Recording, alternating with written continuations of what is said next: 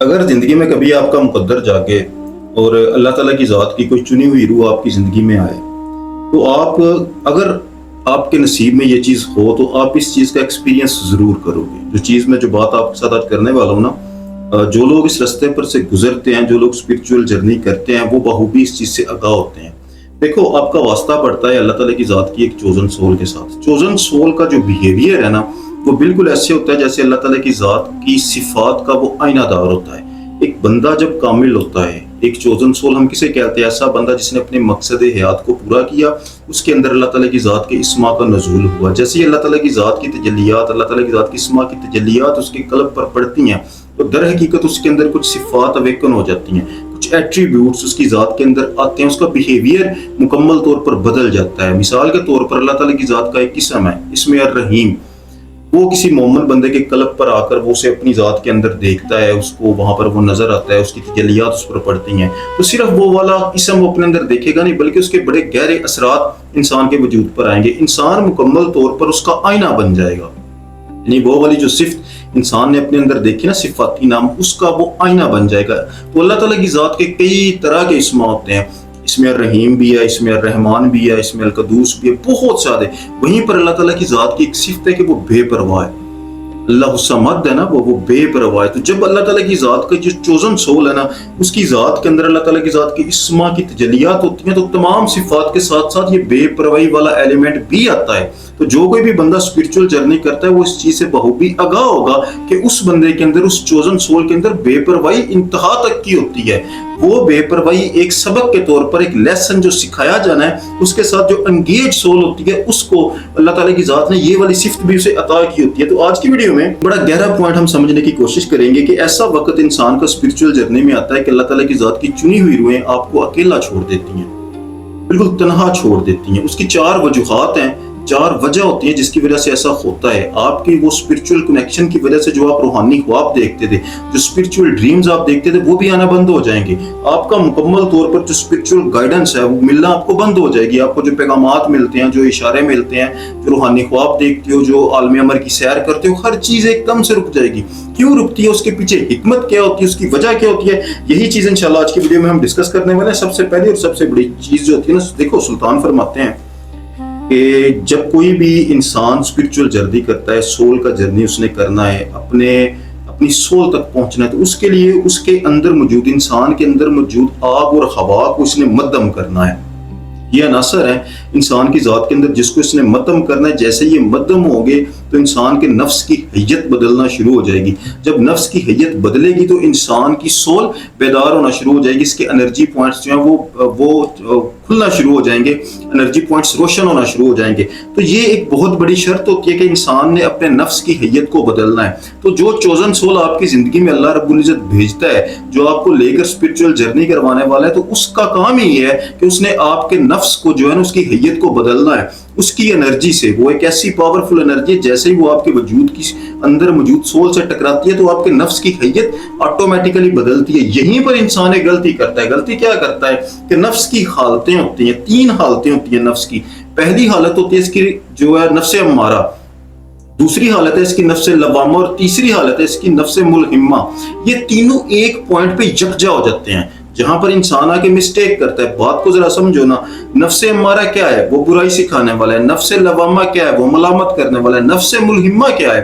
نفس ملہمہ وہ ہے جو اس کی وجہ سے، اس پاورفل انرجی کے تمہاری ساتھ اٹیچ ہونے کی وجہ سے تم پر جو ہے وہ اسپرچول گائیڈنس جو ہے وہ تمہیں ملنا شروع ہو گئی ہے۔ روحانی خواب آ رہے ہیں، اسپرچول ڈریمز آ رہے ہیں، تو در حقیقت اس میں تمہارا کوئی کمال نہیں ہوتا، کیونکہ تمہارے نفس کی جو حیت ہے نا، ابھی وہ نفس امارہ اور نفس لوامہ کے درمیان پھنسی ہوئی ہے۔ تو یہ جو نفس ملہمہ یعنی الہامی جو کیفیت آ رہی ہے نا، اسپرچول گائیڈنس آ رہی ہے، یہ اس کی برکت کی وجہ سے ہوتی ہے۔ تو یہاں انسان پر جب الہام ہوتے ہیں نا، یا اسپرچول ڈریمز وہ دیکھتا ہے، اسپرچول گائیڈنس وہ دیکھتا ہے، تو شیطان بہت بڑا وار کرتا ہے۔ وہ انسان کو جو ہے نا، وہ ایک غرور کی طرف لے کے چلا جاتا ہے۔ تو انسان کیا کرتا ہے کہ انسان نفس امارہ جو ہے وہ تو غلطی پر انسان کو راغب کر رہا ہے، انسان اس پہ جو ہے نا وہ اس کو روکنے کی کوشش نہیں کر رہا، اس کے بجائے جو لوامہ اس کو ملامت کر رہا ہے اس پر بھی غور نہیں کر رہا۔ ان تمام چیزوں کے بجائے وہ جو نفس ملہمہ یعنی اس کو جو الہام ہو رہا ہے نا، اس پہ وہ غرور کرنا شروع کر دیتا ہے کہ مجھ پر جو ہے نا یہ نفس नफ्स मुलहिमा मेरे ऊपर तारी हो गया है, मुझको अल्लाह ताला की ज़ात के साथ मेरा एक स्पिरिचुअल कनेक्शन बन गया है, मुझे गाइडेंस मिल रही है। तो ये जो मुसलसल तकरार है ना इन तीनों अनफूस की, ये तीनों नफास जो है इनकी मुसलसल तकरार में इंसान बहुत बड़ी गलती करता है कि शायद इसमें मेरा कमाल छुपा हुआ है। भाई तेरा कमाल नहीं छुपा हुआ, कमाल उसका था। उस एनर्जी की वजह से तेरी सोल के अंदर ये जान पड़ी कि उसने नफ्स की हैयत को बदला।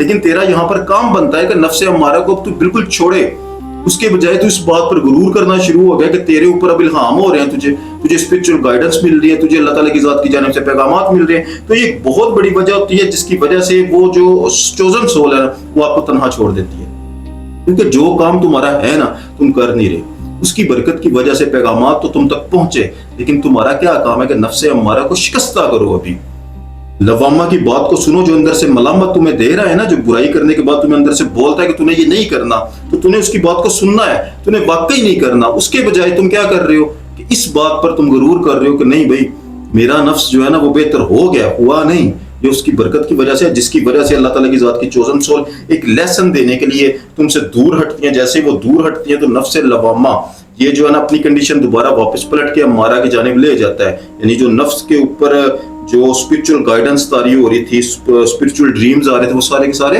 बंद होना शुरू हो जाएंगे। तो ये एक बहुत बड़ी वजह होती है जिसकी वजह से इंसान को स्पिरिचुअल गाइडेंस मिलना बंद होती है, या फिर अल्लाह ताला की ज़ात की जो चुनी हुई रूहें है ना आपको अकेला छोड़ देती हैं।